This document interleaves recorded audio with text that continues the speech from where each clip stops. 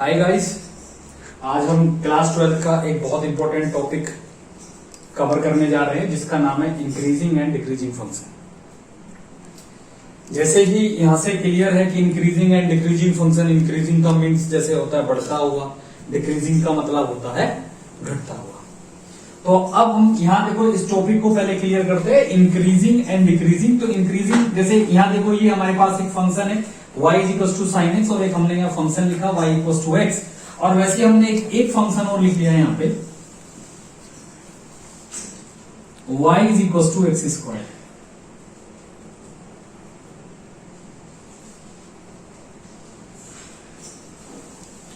Increasing function सबसे पहले आते हैं इंक्रीजिंग।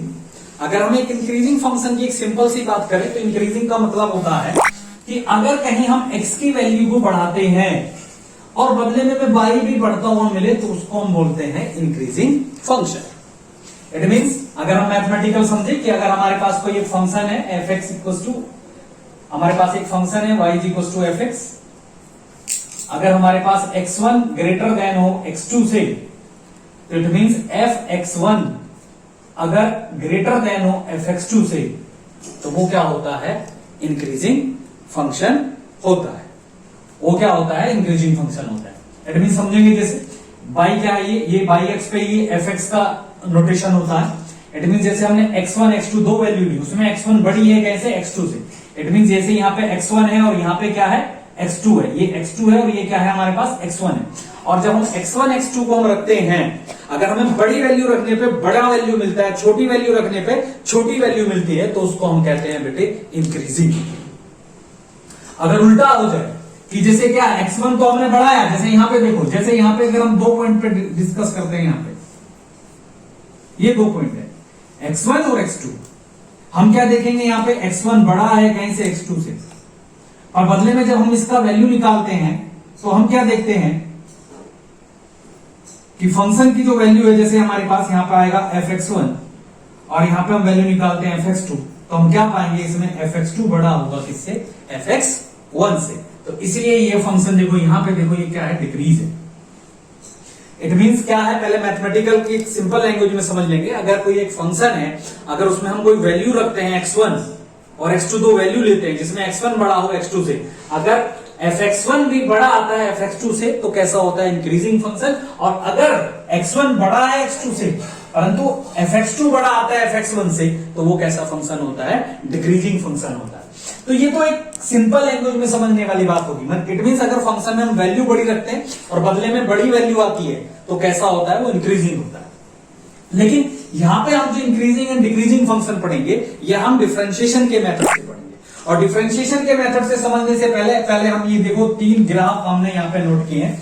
थोड़ा सा यह समझ लीजिएगा, जो ये चीज लिखी है वो ग्राफ में समझा देता हूं मैं, कि अगर हम इधर को x का वैल्यू, चूंकि इधर को x का वैल्यू बढ़ता है, अगर इधर को x का वैल्यू बढ़ता है और बदले में y भी ऐसे हमारा ऊपर जाता है, हैंड ऊपर जाता है ऐसे, तो कैसा फंक्शन होता है? इंक्रीजिंग। x इधर को बढ़ता है और y ऐसे बढ़ता है ऊपर जाने पे, ठीक है। और अगर क्या होता है कि हम x का वैल्यू तो बढ़ा रहे हैं लेकिन कहां जा रहे हैं? हम नीचे, तो फंक्शन कैसा होता है? डिक्रीजिंग। जैसे ये हमारे पास देखो, ये डायग्राम है, y equal to x square, हमारे पास एक फंक्शन है। और यहां अगर हम इस फंक्शन को अगर ध्यान से देखें तो इस फंक्शन में हमारे पास क्या है? यहां से यहां तक देखो ये डिक्रीज हो रहा है। कैसे डिक्रीज हो रहा है? क्योंकि देखो इधर को जैसे हम आएंगे x का वैल्यू बढ़ेगा, जैसे जैसे x का वैल्यू बढ़ रहा है वैसे वैसे y का वैल्यू यहाँ क्या हो रहा है? कम हो रहा है। इसलिए यहां से यहां तक ये फंक्शन कैसा है? डिक्रीजिंग। और आफ्टर दैट यहां से इधर को जब हम x बढ़ा रहे हैं, देखो y भी बढ़ता जा रहा है, इसलिए यहां से यहां तक कैसा फंक्शन है? ये इंक्रीजिंग फंक्शन। ऐसे हम देखो y इक्वल टू x है हमारे पास एक स्ट्रेट लाइन, इसको हम देखेंगे जैसे जैसे x बढ़ता जा रहा है वैसे वैसे y बढ़ता जा रहा है। इट मींस ये पूरे रियल नंबर के लिए कैसा फंक्शन है? इंक्रीजिंग फंक्शन है। अब हम देखो ये देखते हैं y इक्वल टू हमारे पास एक sin x है, और y इक्वल टू जो हमारे पास ये sin x है, इसमें हम क्या देखते हैं कि देखो यहां से यहां तक ये क्या हो रहा है? इंक्रीज हो रहा है π/2 तक। और फिर ये यहाँ पे ध्यान से देखो, ये हमारे पास क्या होता है? पाई होता है, ये 3π/2 होता है। यहां से यहां तक क्या हुआ? फंक्शन डिक्रीज हुआ, और फिर अगेन क्या हो रहा है? इंक्रीज हो रहा है। तो ऐसा नहीं है कि फंक्शन, कुछ फंक्शन क्या होते हैं? स्ट्रिक्टली इंक्रीजिंग होते हैं, यानी बढ़ते ही जाते हैं। कुछ कैसे होते हैं? डिक्रीज और फिर क्या? इंक्रीज। लेकिन कुछ फंक्शन ऐसे होते हैं कि जो पहले क्या होते हैं? इंक्रीज, फिर क्या होते हैं? डिक्रीज, फिर क्या होते हैं? इंक्रीज, फिर क्या होते हैं? डिक्रीज। तो इंक्रीजिंग डिक्रीजिंग फंक्शन के लिए या तो हमारे पास एक मेथड ये है, ये बिल्कुल कोई भी फंक्शन लो, उसमें कोई एक वैल्यू इनपुट करो और x1 दो वैल्यू लेनी पड़ेगी, x1 x2, उसमें से अगर x1 बड़ा है x2 से और बदले में अगर फंक्शन की वैल्यू x1 रखने पर बड़ी आती है fx2 से, तो वो फंक्शन कैसा होता है, इंक्रीजिंग होता है। लेकिन यहां जो हमें डिस्कशन करना है, क्योंकि हमारा चैप्टर 6 का से रिलेटेड है यूज ऑफ डिफरेंशिएशन से, तो इसलिए यहां हम सारा का सारा जो भी मेथड समझेंगे वो डिफरेंशिएशन का मेथड समझेंगे। और डिफरेंशिएशन का मेथड समझने के लिए पहले हमारे पास कुछ कॉन्सेप्ट हैं, पहले इस कॉन्सेप्ट को समझ लेते हैं। हम यहां ध्यान से देखो बेटे, ये फंक्शन यहां से यहां तक इंक्रीज हो रहा है और यहां से यहां तक जब ये फंक्शन इंक्रीज होता है तो पहले इसमें एक बहुत ही सिंपल सी बात समझ लीजिएगा कि आप यहां पे इसके यहां से यहां तक जो कि ये इंक्रीजिंग फंक्शन है, 0 से कहां तक, π/2 तक, और इसके बीच में अगर आप यहां किसी भी पॉइंट से टेंजेंट ड्रॉ करते हो, देखो यहां देखो इस पॉइंट से हमने टेंजेंट ड्रॉ की, देखो ऐसे ही, या फॉर एग्जांपल इस पॉइंट से हमने टेंजेंट ड्रॉ की ऐसे ही। इट मींस इसके किसी भी पॉइंट से 0 से π/2 में ये जो sin x का जो ग्राफ है, इसके हम किसी भी पॉइंट से अगर टेंजेंट ड्रॉ करते हैं तो यहां ध्यान से देखेंगे वो टेंजेंट x अक्ष के साथ कैसा एंगल बनाएगी, एक्यूट एंगल बनाएगी। इंक्रीजिंग फंक्शन, यहां देखो ये इंक्रीजिंग फंक्शन है, जैसे फॉर एग्जांपल यहां भी देखो ये यहां से यहां तक इंक्रीजिंग फंक्शन है। इंक्रीजिंग फंक्शन में किसी भी पॉइंट से आप टेंजेंट ड्रॉ करोगे तो वो x अक्ष के साथ हमेशा कैसा एंगल बनाएगी, एक्यूट एंगल बनाएगी। एक्यूट का मतलब लेस देन 90। और डिफरेंशिएशन में यहां दोबारा समझेंगे, किसी भी पॉइंट से हम टेंजेंट ड्रॉ करते हैं इंक्रीजिंग फंक्शन में, अगर कोई फंक्शन इंक्रीजिंग हो रहा है, जैसे ये देखो यहां से यहां तक इंक्रीज हो रहा है, तो किसी भी पॉइंट पे टेंजेंट करो, ये यहां से यहां तक इंक्रीजिंग हो रहा है, किसी भी पॉइंट पे टेंजेंट करो, ये यहां से देखो यहां से फंक्शन फिर इंक्रीज हो गया, तो आप इस पॉइंट से टेंजेंट ड्रॉ करो ऐसे करके, या इस पॉइंट से टेंजेंट ड्रॉ करो। हमेशा x अक्ष के साथ वो टेंजेंट कैसा एंगल बनाती है, एक्यूट एंगल बनाती है। इट मींस लेस देन 90 बनाती है। इट मींस किसी भी टेंजेंट का जो स्लोप है, स्लोप ऑफ टेंजेंट वो कैसा होगा, स्लोप ऑफ टेंजेंट वो होगा एक्यूट एंगल, अगर फंक्शन कैसा है, इंक्रीजिंग। और स्लोप ऑफ टेंजेंट जो होता है वो होता है tan थीटा। और यहां पे जो डिफरेंशिएशन में जो स्लोप ऑफ टेंजेंट होता है बेटे वो होता है dy/dx, dy/dx, क्योंकि हमें तो फंक्शन दिया जाएगा जैसे y sin x, और मुझे यहां इसके किसी भी पॉइंट से अगर टेंजेंट निकालनी है तो मैं इसका डिफरेंशिएशन करूंगा, यानी dy/dx निकालूंगा, और sin x का डिफरेंशिएशन क्या आएगा, cos x। तो इट मींस ये जो dy/dx है, ये यहां किसी भी टेंजेंट, अगर मैं इस sin x के फंक्शन पे कहीं भी टेंजेंट ड्रॉ करता हूं, इट मींस उस पॉइंट को अगर मैं रख देता हूं इसमें, तो वो किसका, वो जो वैल्यू आएगी वो क्या होगा, स्लोप ऑफ टेंजेंट होता है। तो इट मींस यहां पे देखो बेटे, ये dy/dx आएगा, dy/dx क्या होता है, tan थीटा होता है, और थीटा क्या है, यहाँ एक्यूट एंगल है। एक्यूट का मतलब लेस देन 90, और लेस देन 90 का मतलब फर्स्ट क्वाड्रेंट, और फर्स्ट क्वाड्रेंट में tan कैसा होता है, पॉजिटिव होता है। इंक्रीजिंग फंक्शन के लिए dy/dx का वैल्यू हमेशा कैसा आता है, पॉजिटिव। अगर कहीं भी अगर हमें इंक्रीजिंग डिक्रीजिंग फंक्शन जब हम निकालेंगे तो हम क्या करेंगे, क्लास इंटरवल देगा वो इसके बीच में, तो हम क्या करेंगे, जो फंक्शन होगा उस फंक्शन का हम क्या करेंगे, डिफरेंशिएशन करेंगे, और डिफरेंशिएशन के बाद हम देखेंगे उस क्लास इंटरवल के बीच में अगर dy/dx कैसा आता है, पॉजिटिव। पॉजिटिव का मतलब dy/dx ग्रेटर देन क्या आता है, 0, तो फंक्शन कैसा होगा बेटे, इंक्रीजिंग होगा। और अगर dy/dx कैसा आता है, लेस देन 0 आता है, तो कैसा फंक्शन होगा, वो डिक्रीजिंग होगा।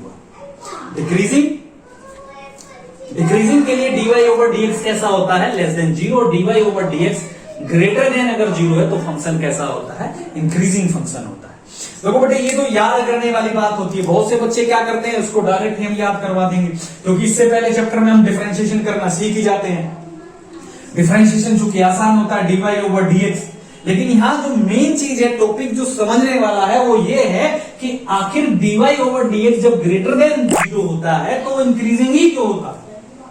तो इसके लिए अगर आपको समझना है तो आपके पास थोड़ी ग्राफिकल नॉलेज होनी चाहिए। जैसे देखो, ये हमारे पास ग्राफ था sin x का, और यहां से यहां तक मुझे पता है ये इंक्रीजिंग फंक्शन है, और जब ये इंक्रीजिंग फंक्शन है तो आप यहां देख सकते हो कि किसी भी पॉइंट से आप टेंजेंट ड्रॉ करोगे तो वो हमेशा एक्स अक्ष के साथ कैसा एंगल बनाएगा, एक्यूट एंगल बनाएगा। It mean slope of tangent कैसा आएगा, पॉजिटिव इंक्रीजिंग फंक्शन के लिए। और स्लोप ऑफ टेंजेंट हम यहाँ डिफरेंशिएशन से कैसे निकालते हैं, it mean dy over dx। अगर हम dy ओवर dx करते हैं तो वो जो फंक्शन होता है उसमें जब हम पॉइंट रख देते हैं तो वो क्या आती है, स्लोप ऑफ टेंजेंट आती है। तो अगर स्लोप ऑफ टेंजेंट यहां से देखो, ये सब चीज देख लीजिए, जो भी इंक्रीजिंग है, जैसे ये डिक्रीजिंग है, यहाँ पे देखो डिक्रीजिंग है, यहाँ पे आप इस पॉइंट से टेंजेंट ड्रॉ करोगे, ऐसे यहां से इस पॉइंट से टेंजेंट ड्रॉ करोगे तो यहां ध्यान से देखो, एक्स एक्स की पॉजिटिव डायरेक्शन से, नेगेटिव डायरेक्शन से भी नहीं होता। स्लोप ऑफ टेंजेंट में जो थीटा होता है वो एक्स एक्स की पॉजिटिव डायरेक्शन से कितना एंगल बनाता है, वो वैल्यू होती है थीटा।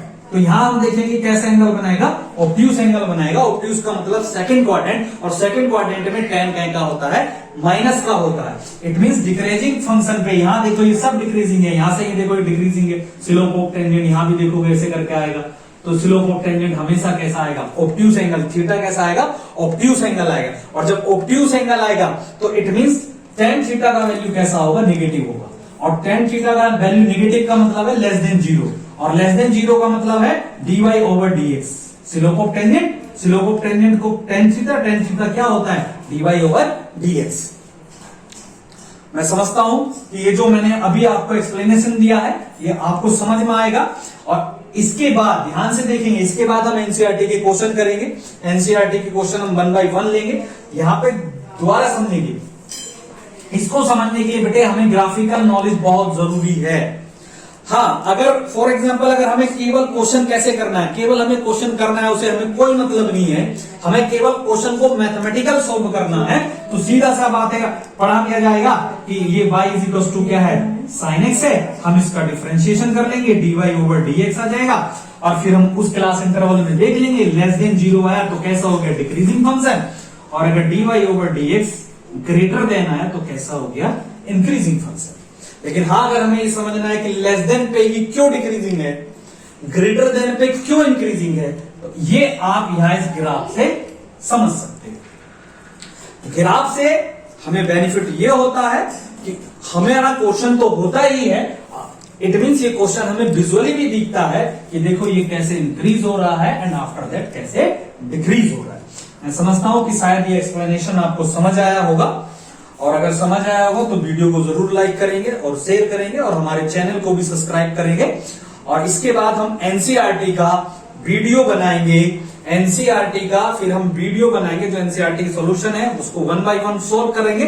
सोल्व करके आपको दिखाएंगे भी कैसे डिक्रीजिंग है, कैसे इंक्रीजिंग है, मैथमेटिकल भी और ग्राफिकल भी। वीडियो अगर पसंद आया हो तो जरूर लाइक का बटन दबाएं।